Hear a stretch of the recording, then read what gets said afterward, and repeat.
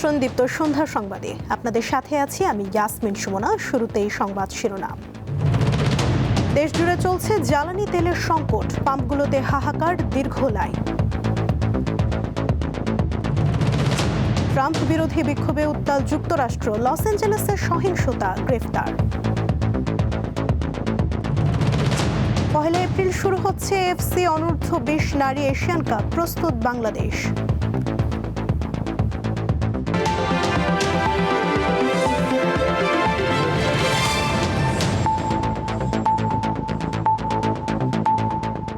এবারে বিস্তারিত। জ্বালানি তেল বিতরণে রেশনিং ব্যবস্থা তুলে নেওয়ার ঘোষণা দেয়া হলেও রাজধানী সহ সারা দেশে জ্বালানি তেল এখনও যেন সোনার হরিণ। সরকারের পক্ষ থেকে পর্যাপ্ত মজুদ থাকার দাবি করা হলেও পাম্পগুলোতে তেলের জন্য চলছে হাহাকার। কোথাও আছে দীর্ঘ লাইন, আবার কোনো কোনো পাম্প এখনো বন্ধ। সবাই বাকি রাখেন, 500 করে হাতে রাখেন, মোটরসাইকেল 500।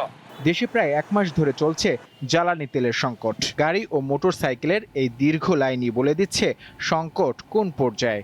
4.5 ঘন্টা অলরেডি শেষ, আরও আধা ঘন্টা লাগতে পারে, তারও বেশি লাগতে পারে, বাট পাবো কিনা জানি না। আমরা যারা ইয়ং আর কি, এদের সবচেয়ে কষ্টসাধ্য বিষয় হচ্ছে তার গার্লফ্রেন্ডের রাগ ভাঙানো। বাট আমার কাছে রাগ ভাঙানোর চেয়ে এখন তেল পাওয়াটা বেশি কষ্টসাধ্য। দীর্ঘ লাইন শেষ করার পরে আমরা সেই সোনার হরিণ তেলটা পেয়েছি। পাম্প কর্তৃপক্ষ বলছে সীমিত যোগান দিয়ে যতটুকু সম্ভব ভোক্তার চাহিদা মেটানো হচ্ছে। আগের চেয়ে এখন সরবরাহ একটু বেশি, কিন্তু আমাদের মানুষজন একটু প্যানিক বাই করতেছে। যারা একেবারেই দরকার নাই তারাও এসে তেল নিচ্ছে। বেশ কিছু ফিলিং স্টেশনের চিত্র আরো করুন, সেগুলোতে ঝুলছে সাইনবোর্ড। আজকে তেলের জন্য গেছে, তেল আজকে পাই নাই, পরশুদিন আমাদের তেল এলে পরে আবার আমরা তেল দিতে পারবো। অনাপত আমরা বন্ধ আছে। আমরা ডিপো থেকে সরবরাহ পাই, তখন আমরা সেল করি, আর আমাদের হাতে যখন তেল থাকে না তখন আমরা সেল করি না। এ সংকটের জন্য অব্যবস্থাপনা, অবৈধ মজুদ ও কালোবাজারিকে দায়ী করছেন ভোক্তারা। প্রচুর গাড়ি আসতেছে, এই তেল যাচ্ছে কথা, কিন্তু তারা স্টক করতেছে। হয়তো 1 তারিখের পর তারা দাম বাড়লে সেলে তখন বিজনেস করবে, ওই জন্য এখন বিক্রি করতেছে না। তেল মজুদ আছে, বাট তারা তারপরও বলতেছে যে 2টার পরে দেবে, কেউ 12টার পরে দেবে। এগুলো হচ্ছে একটা হয়রানি, এগুলো হচ্ছে একটা সিন্ডিকেট, আর কিছুই না। পামওয়ালাগুলা যাতে যদি অন্য কোথাও তেল না দেয় তাহলে আমরা ঠিক পাবো, তেল পেয়ে যাব। গত 28 ফেব্রুয়ারি ইরানে যুক্তরাষ্ট্র ও ইসরায়েলের হামলার পর মধ্যপ্রাচ্য যুদ্ধ পরিস্থিতি ও হরমুজ প্রণালী বন্ধের জেরে বাংলাদেশের জ্বালানি তেল আমদানিতে অনিশ্চয়তা ও সংকট তৈরি হয়েছে। নূর আলম, দীপ্ত সংবাদ, ঢাকা। 2 সপ্তাহ মুলতবির পর আবার শুরু হয়েছে জাতীয় সংসদের প্রথম অধিবেশন। বিকেল 3টায় এই অধিবেশন শুরু হয়। আজ অধিবেশন শুরু হয় ডেপুটি স্পিকার ব্যারিস্টার কায়সার কামালের সভাপতিত্বে। এর আগে গত 12 মার্চ ত্রয়োদশ জাতীয় সংসদের প্রথম এই অধিবেশন শুরু হয়। 2 কার্যদিবস চলার পর গত 15 মার্চ সংসদের অধিবেশন 29 মার্চ বিকেল 3টা পর্যন্ত মুলতবি করা হয়েছিল। ওই দিন থেকে সংসদের অধিবেশনে রাষ্ট্রপতির ভাষণের পর আনীত ধন্যবাদ প্রস্তাবে আলোচনা শুরু হয়েছে। ত্রয়োদশ জাতীয় সংসদের এই প্রথম অধিবেশন চলবে আগামী 30 এপ্রিল পর্যন্ত। মানুষ হিসাবে ভুল যে কেউ করতে পারে। আপনার এই চেয়ারের জায়গা থেকেও যদি এরকম কিছু হয়ে যায়, আমরা যেন আপনাকে শুধরে দিয়ে সহযোগিতা করি। এ দায়িত্ব আমরা নির্দ্বিধায় নিঃসংকোচে পালন করব ইনশাআল্লাহ। ধন্যবাদ। আমরা আশা করছি যদি এই সংসদকে ইনসাফের ভিত্তিতে পরিচালনা করা যায়, তাহলে দেশেও ইনসাফ কায়েম করা সম্ভব হবে। বিগত ফ্যাসিস্ট সরকারের আমলে এই উন্নয়নের নামে, মেগা প্রজেক্ট অথবা উন্নয়নের নামে যে চরম দুর্নীতি করা হয়েছে, সেটার ফলেই আজকে আমরা মাত্র 1 মাস হল সরকার এসেছি এবং সেটা আমরা উপলব্ধি করছি। দুর্নীতিকে প্রশ্রয় না দিয়ে আমরা গ্রামাঞ্চলের রাস্তাঘাটগুলোকে, যোগাযোগ ব্যবস্থাকে সবচেয়ে বেশি গুরুত্ব দিয়ে কাজ করব ইনশাল্লাহ। প্রধানমন্ত্রী তারেক রহমান আজ 4টি মন্ত্রণালয় পরিদর্শন করেছেন।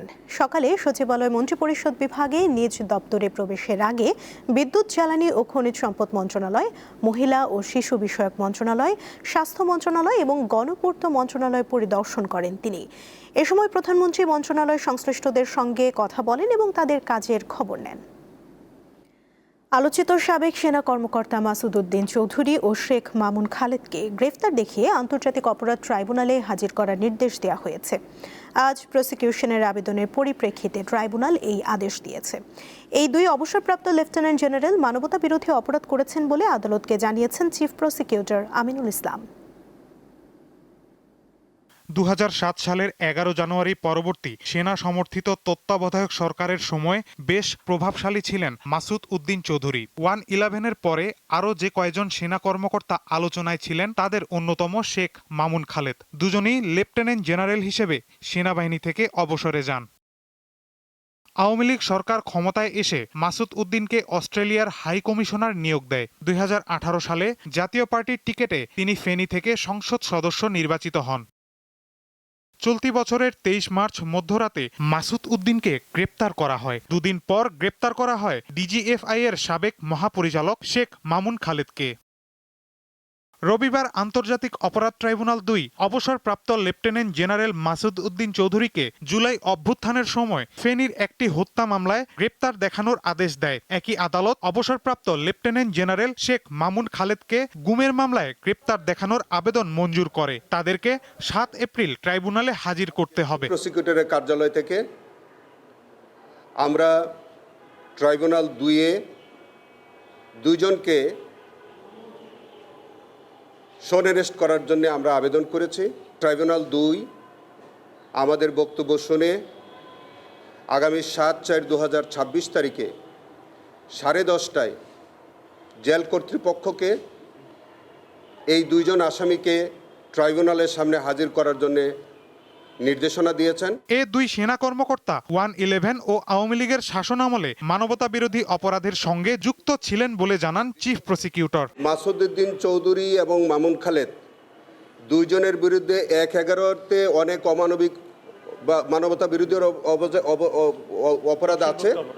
শুধু তাই না, বিগত ফ্যাসিস্ট সরকারের আমলেও তাদের বিরুদ্ধে অনেক মানবতা বিরোধী অপরাধের অভিযোগ আছে। আমরা মনে করি তারা অতীতের যে সকল কর্মকাণ্ড ছিল এগুলি অত্র ট্রাইব্যুনালের এখতিয়ারভুক্ত অপরাধ এবং তাদের বিরুদ্ধে তদন্ত সাপেক্ষে আন্তর্জাতিক অপরাধ ট্রাইব্যুনালে তাদের বিচার হওয়া প্রয়োজন। আন্তর্জাতিক অপরাধ ট্রাইব্যুনালে গুমের মামলায় 15 সেনা কর্মকর্তার বিচার চলছে। মাহিদুর রহমান, দীপ্ত সংবাদ, ঢাকা। দেশের মানুষের ন্যায় বিচার প্রাপ্তি নিশ্চিতে কাজ করবেন নবনিযুক্ত অ্যাটর্নি জেনারেল রুহুল কুদ্দুস কাজল। দেশের 18তম অ্যাটর্নি জেনারেল হিসেবে নিয়োগ পাওয়ার পর আজ প্রথম কর্মদিবসে তাৎক্ষণিক প্রতিক্রিয়ায় সাংবাদিকদের এ কথা জানান তিনি। রাজনৈতিক প্রভাবমুক্ত থেকে সততা ও নিষ্ঠার সঙ্গে কাজ করাও অঙ্গীকার ব্যক্ত করেন নতুন অ্যাটর্নি জেনারেল।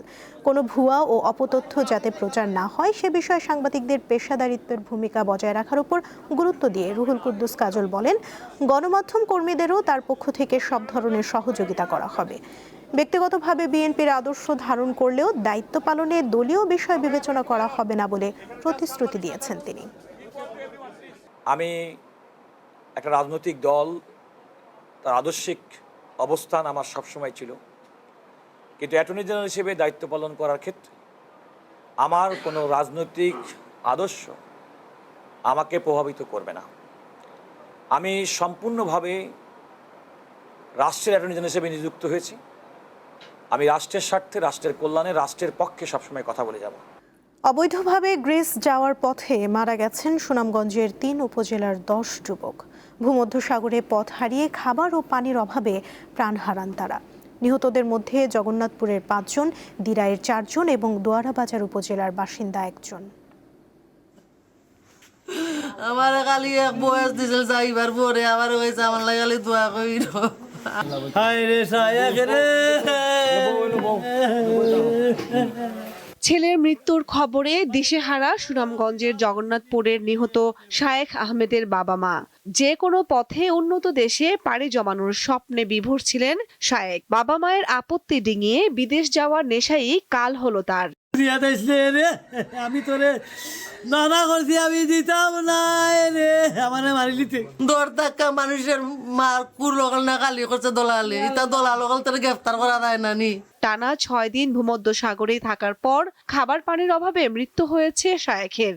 শায়েখের মতো স্বপ্ন দেখে অবৈধ পথে সাগর পাড়ি দিতে গিয়ে মারা গেছেন একই উপজেলার মনির, নাইম, আমিনুর ও মোহাম্মদ আলী। এছাড়াও মারা গেছেন দিরাইয়ের ময়না, সাজিদুর, শাহান, মুজিবুর ও দোয়ার বাজারের আবু ফাহিম। আজিজুলের দলালের 8 জনের মাঝে 5 জন আমরা উঠছি আর বাকি 5 জন মারা গেছে। ছেলে ফেলেরে আমরা কইতাম চাই না, এটা প্রশাসনে ভালো রকমভাবে একটা শিক্ষা দেওয়া হোক এই দলাল হলতে।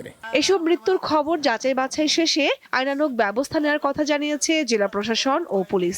গতকালকে আমরা অনলাইন মাধ্যমে দেখতে পাই যে লিবিয়া থেকে গ্রিস যাওয়ার পথে আমাদের জগন্নাথপুরের 5 জন সহ আরও 18 জন নিহত হয়েছে। এখানে কয়েকজন দালালের নাম এবং উঠে এসেছে, তাদের ঠিকানাগুলো আমরা কালেক্ট করেছি। লিবিয়া থেকে গ্রিসে যাওয়ার পথে ভূমধ্য সাগরে নৌকাডুবিতে অন্তত 22 অভিবাসন প্রত্যাশীর মৃত্যু হয়েছে। এখন পর্যন্ত সুনামগঞ্জের 10 জনের মৃত্যু নিশ্চিত হওয়া গেলেও বাকিদের পরিচয় পাওয়া যায়নি।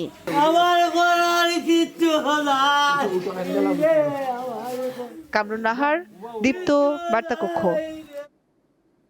আন্তর্জাতিক প্রসঙ্গ। যুক্তরাষ্ট্রের প্রেসিডেন্ট ডোনাল্ড ট্রাম্পের বিরুদ্ধে ব্যাপক বিক্ষোভ শুরু হয়েছে।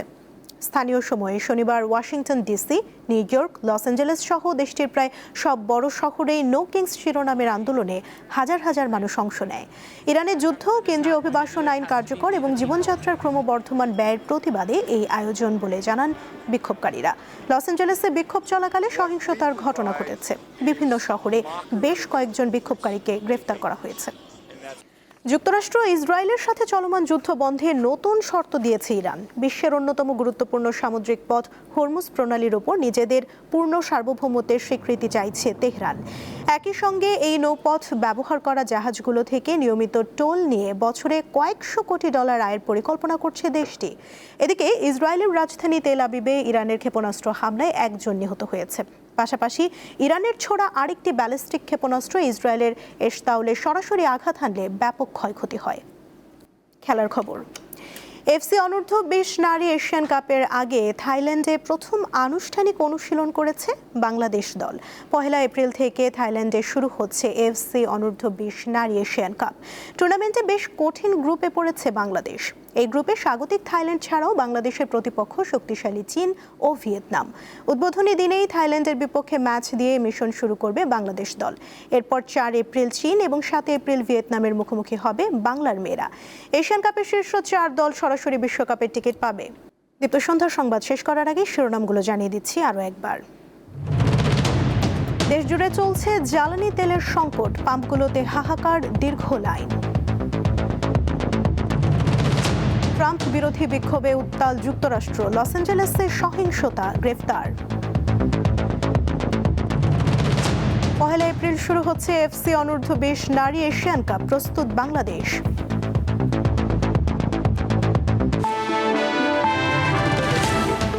এই ছিল এখনকার মতো। এরপর রাতের সংবাদ দেখার আমন্ত্রণ জানিয়ে শেষ করছি। এতক্ষণ সঙ্গে থাকার জন্য ধন্যবাদ সবাইকে।